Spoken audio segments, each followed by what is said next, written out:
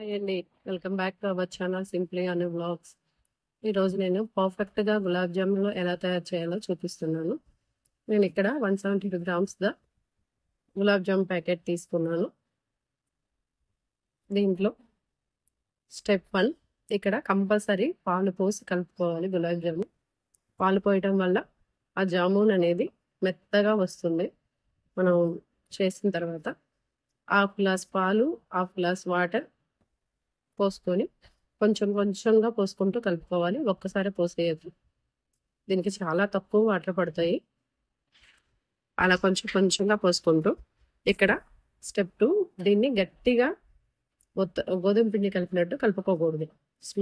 మామూలుగా ఫింగర్స్తో జస్ట్ అలా కలిపేసి పక్కన పెట్టుకోవాలి. దీని మీద ఒక తడి క్లాత్ వేసి దీన్ని ఒక 10 మినిట్స్ పాటు పక్కన పెట్టుకుందాం. మనం ఈలోపు పంచదార పాకం పట్టుకున్నాము. ఇక్కడ 175 గ్రామ్స్ గులాబ్ జామ్ ప్యాకెట్కి 250 గ్రామ్స్ షుగర్ పడుతుంది. ఈక్వల్ క్వాంటిటీతో వాటర్ తీసుకోవాలి. షుగర్కి ఈక్వల్ క్వాంటిటీతో వాటర్ తీసుకోవాలి. వాటర్ తీసుకొని దాన్ని 10 మినిట్స్ పాటు బాగా మరిగించాలి. మరిగించిన తర్వాత దాంట్లో కొంచెం యాలకుల పొడి వేసుకుందాం. ఇక్కడ షుగర్ అనేది ఎటువంటి పాకం రాకూడదు. జస్ట్ అది థిక్ సిరప్ లాగా వస్తే సరిపోతుంది. ఇలా మన ఫింగర్స్తో అనుకున్నప్పుడు థిక్గా అనిపిస్తే సరిపోతుంది. అలా అనిపించినప్పుడు దాన్ని స్టవ్ ఆఫ్ చేసేసుకోవాలి. తర్వాత మనం ఇందాక పక్కన పెట్టుకున్న గులాబ్ జామ్ పిండి మిశ్రమాన్ని తీసుకొని ఒకసారి మళ్ళీ ఫింగర్స్తో జస్ట్ అలా కలుపుకుందాం. దీన్ని నార్మల్గా కలుపుకోవాలి. ఇక్కడ కూడా ప్రెస్ చేయకూడదు దాన్ని. తర్వాత మనం దీన్ని కొంచెం కొంచెంగా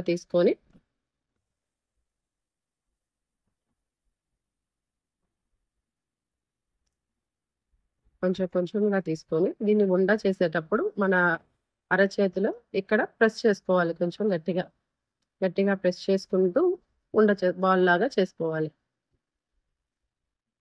ఇలా చేయడం వల్ల నున్నగా ఎటువంటి క్రాక్స్ లేకుండా వస్తుంది. చూసారా ఎంత నున్నగా వచ్చిందో? ఈ విధంగా అన్ని బాల్స్ లాగా చేసుకోవాలి.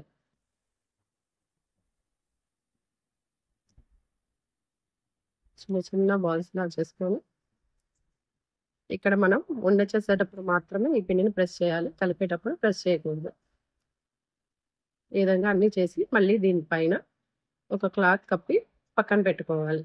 సేమ్ అదే క్లాత్ని కప్పేసి పక్కన పెట్టుకోవాలి. ఇక్కడ ఉండలు అనేవి డ్రై అయిపోకుండా ఉండాలి.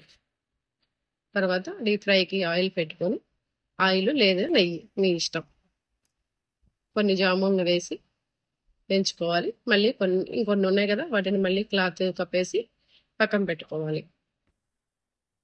దీన్ని ఇక్కడ మీడియం ఫ్లేమ్ మీద పెంచుకోవాలి. హై ఫ్లేమ్ మీద అస్సలు వేయించకూడదు. లో టు మీడియం ఫ్లేమ్ మీద మాత్రమే వేయించుకోవాలి.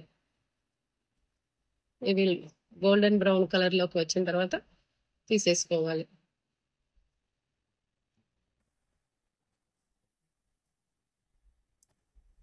అలానే మనం ఇందాక ఇంకా కొన్ని ఉన్నాయి కదా, వాటిని కూడా ఫ్రై చేసుకుందాం.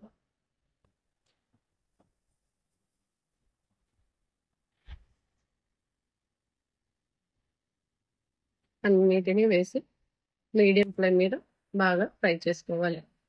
ఇలా అన్నీ ఫ్రై చేసుకున్న తర్వాత దాన్ని మనం ఇందాక ప్రిపేర్ చేసుకున్న షుగర్ సిరప్లో వేసి ఇలా ఉంచితే అలా ఒక హాఫ్ అన్ అవర్ పాటు పక్కన పెట్టేస్తే ఈ విధంగా వస్తాయి. షుగర్ సిరప్ని బాగా అబ్జర్వ్ చేసుకొని బాగుంది.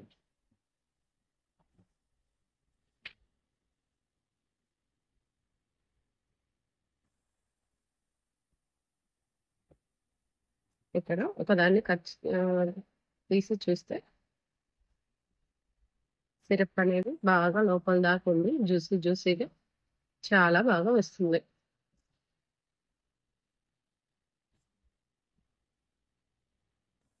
లోపల దాకా సిరప్ అబ్జర్వ్ చేసుకొని చాలా బాగా వస్తుంది.